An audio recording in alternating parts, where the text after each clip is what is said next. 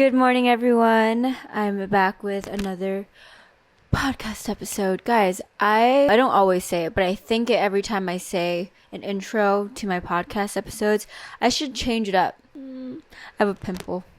It's coming. Today, we're talking about introverts versus extroverts. And I've done an episode on this actually 3 years ago. I remember talking about this, and when I was thinking about doing this podcast idea, I was like, I think I already talked about this. Talked about it 3 years ago. Please don't look for it. Cringiness is good because it shows that you are growing as a person and you're not where you were before. High-low buffalo. Starting with the high. I took a dance class last week. I usually go to dance every single week. And this time, I ran into a famous YouTuber.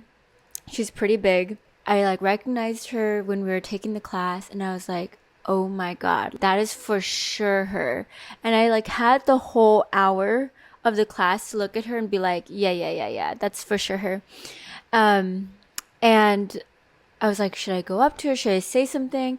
And I was like, you know what? I'm going to say something. And from the past, when I've met famous people, it's not been a good thing. It's painful for me to meet a famous person because I realize how bad I am at interacting with people. That's probably the most difficult situation for me. I just freeze. I don't know how to talk, and I treat them like they're like this god. And I hate when I get like that. But this time, and this is why it's my high, I did such a good job. I legit talked to her like she was my friend, and everything was very normal, very natural. I was a little bit nervous at points where I was like, oh my god, am I going to do the thing again where I just make a complete fool out of myself? But I had to remind myself, I could be her one day. Or I will be her one day. I will be solid in the YouTube community. I'll get there. I know what I am as a person. I'm not this crazy godly person. And I know she's just another girl like me. So don't freak out. And I did such a good job. I'm so proud of myself. I talked to her about moving to New York, and I asked her if she was going to take the class again. And I was telling her how she really shouldn't have taken that class because she was really good at dancing.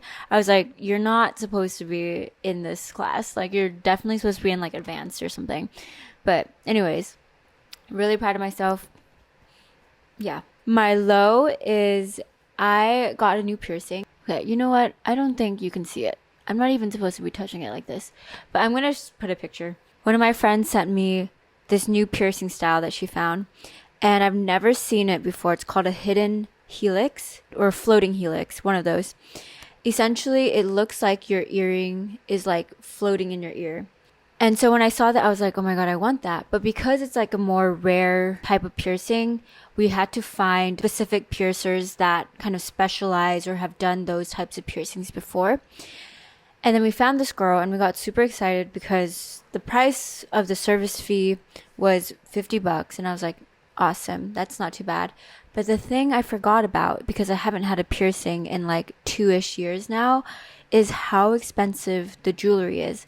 And the thing with getting a piercing, if you've never had one before, is you have to buy the jewelry from the piercer.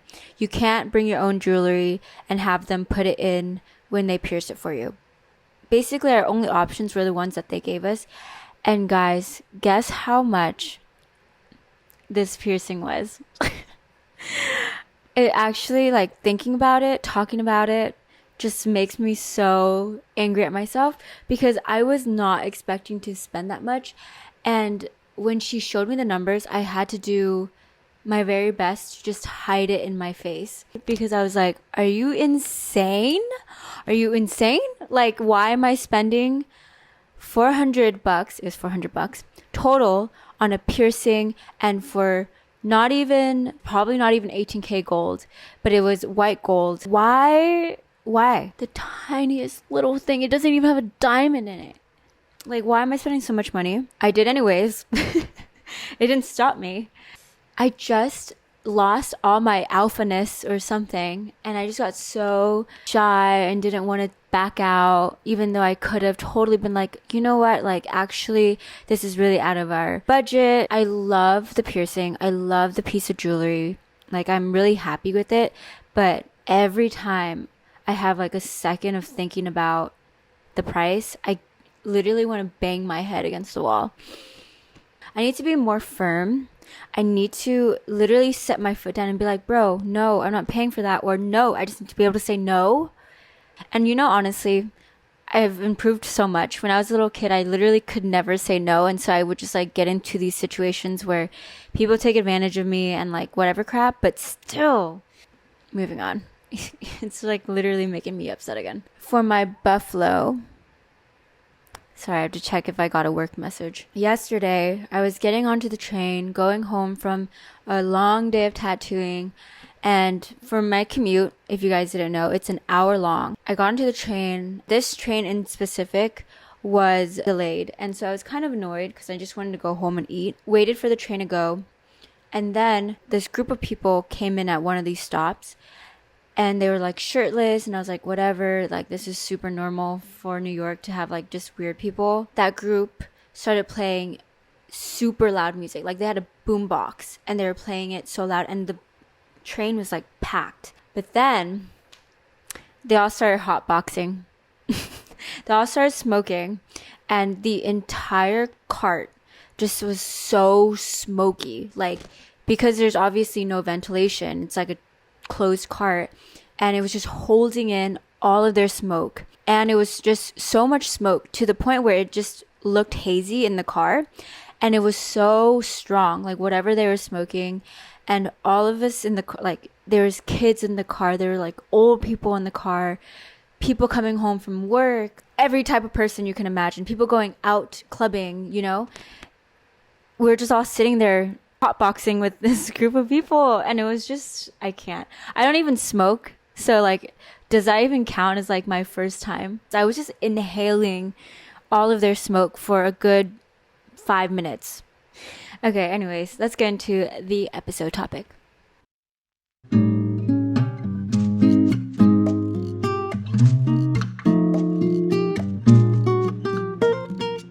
All right, so for this episode, I wanted to talk about introverts and extroverts.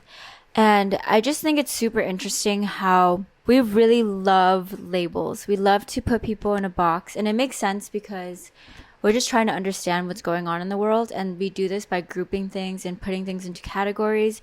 Right now, I would consider myself more extroverted than introverted, now that I think about it. But generally, I've always been an introvert.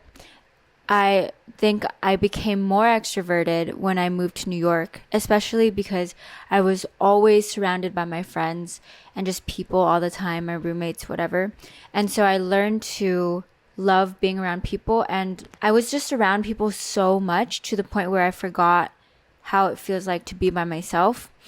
And so that's why I think I'm a little bit more extroverted right now, but I would not say like more than 60%. I would say 55% extroverted, 45% introverted. I wanted to talk about this because I had a realization, and this is like a theory that I have, but please tell me if you guys disagree, because I haven't fully fleshed it out, but I think it's pretty much the right idea. So the way that I define an introvert versus an extrovert is how they recharge and how they gain energy. So if you're extroverted, when you're around people, you gain more energy, you feel more energized. And then when you're introverted, you're the opposite. So you get drained by being around people, but when you're alone, you recharge and you just feel more energy. That's my version of it. I think that's truly the root of an introvert versus an extrovert. I know online there's a bunch of like other definitions where an extroverted is somebody who's really social, they're just more outgoing, blah, blah, blah. And an introvert is more shy, quiet, which I don't think that's true. I've been pretty much the same loud ass person my whole life. It just really depends on who I'm with. And I don't think that's tied to my introversion at all. And I know that a lot of people out there, especially some of you guys that are listening, might be introverts truly at heart. But when you're interacting with other people, no one would ever think that you're an introvert. You might seem very extroverted, very outgoing, but you would still be an introvert in my definition because you recharge by being by yourself. So I think that's where the root of it is. But anyways, with that being said, my theory. I actually think introversion and extroversion shouldn't be a thing, and it just doesn't make sense. I think we're labeling the wrong thing. Introverts are just another way of saying that there is somebody out there that is more comfortable with themselves because they haven't found the right type of people to be around them where they feel super comfortable and can be fully themselves. I feel like when you find that kind of group, that kind of person in your life, how could you not have energy around them? People are just naturally social creatures and we love to be around communities. Kind of like how wolves travel in packs, fish travel in schools. We like to feel like we belong. It's actually a core need. So that's why this theory makes sense to me, where I just think somebody who's introverted just hasn't found the right people. And that's why they prefer to be alone and need to recharge when they're alone, because that's when they can fully be themselves and not be so uptight and always constantly thinking about other people. I also think an introvert is typically somebody who is a people pleaser. And I say this because when you're people pleasing, you really put somebody else in front of you and your needs. And when you're not addressing your needs or considering them as heavily or bringing up to other people that, hey, like I actually want this instead of this, then you can easily get exhausted. I feel like naturally you're just like, putting aside all the things that your body is telling you you want. And that is super draining, of course. Never satisfied, then you're not going to be happy around the people that you're always with. That's why, to an extent, I think an introvert is people pleasing and or somebody who hasn't found the right people around them yet. As you go through life, you can go through different stages, you meet different people. And I saw that happen to me when I went from college and I found friends that I wasn't as comfortable with. And then I found friends that I was more comfortable with, and seeing how I was around them. Certain groups made me feel more energized and other groups just like drained me. But in general, I've been at my core a people pleaser. And so I think that's why for all of my life, most of it, I'm going to always be more towards the middle if I am not fully introverted. I don't think I'll fully leave introversion unless I start not giving a crap about everybody and not considering everyone's needs over my own. So hopefully that makes sense. And then with the extroverts, I think extroverts, I'm just calling everyone out, okay? So I'm not pointing fingers at one particular person here. I'm literally calling everyone, introverts, extroverts, even if you're introverted extrovert, or an extroverted introvert, whatever you want to label yourself on that spectrum, I'm calling everyone out. With extroversion, the reason why you're extroverted is because you're not comfortable being alone, or you're scared of being alone, or you feel less connected with yourself. And because of that, when you have moments of being alone, it gets kind of uncomfortable. You get kind of jittery and you get antsy because you feel like you need company and you don't want to face the demons or face like those inner thoughts. That is the flip side of this coin. For extroverts, an extroverted person can start becoming more introverted and more balanced, I would say, if they start learning to be okay with being alone and practice learning more about themselves and whatnot. But also, I think extroverts sometimes can be the types of people who aren't as much people pleasers if you're going to be literally doing the opposite. And I think there's people who just love exuding their own qualities and traits to other people and are okay with being different. I think that also helps with extroversion as well, because you feel very confident in yourself and who you are as a person. And so you bring that to the table. And that's why it's fun for you to be around other people, because you can show that side of yourself. That's what I wanted to say. That's my theory about extroversion and introversion. I just noticed that, we just over time can switch between them. You're not going to be completely one side versus the other unless you stay completely the same all your life. It doesn't make sense to have it be a core part of your identity that you like lock yourself in. Like you came out of the womb as an introvert, and so now you're introverted for life, and that's just who you are, versus you came out of the womb extroverted and now you're going to be outgoing for the rest of your life. I think it's interesting that that's not how it actually works. And different cultures prefer different labels. Like in America or Western cultures, we really like extroverts. Especially in corporate America, you're going to do really well if you're an extrovert. If you can talk your ass off and literally do nothing, you can just straight up talk, you can get yourself really far. If you can make a lot of friends by being outgoing and network yourself in Western culture, you're going to get very, very far. Eastern culture, we tend to be more introverted because we do prioritize people pleasing, because you're thinking of the collective whole versus yourself. It's not very individualistic. And so it can be exhausting to do that, even though it is part of the culture and it is ideal in that culture to put your parents first, your siblings first, like your family first, whatever it is.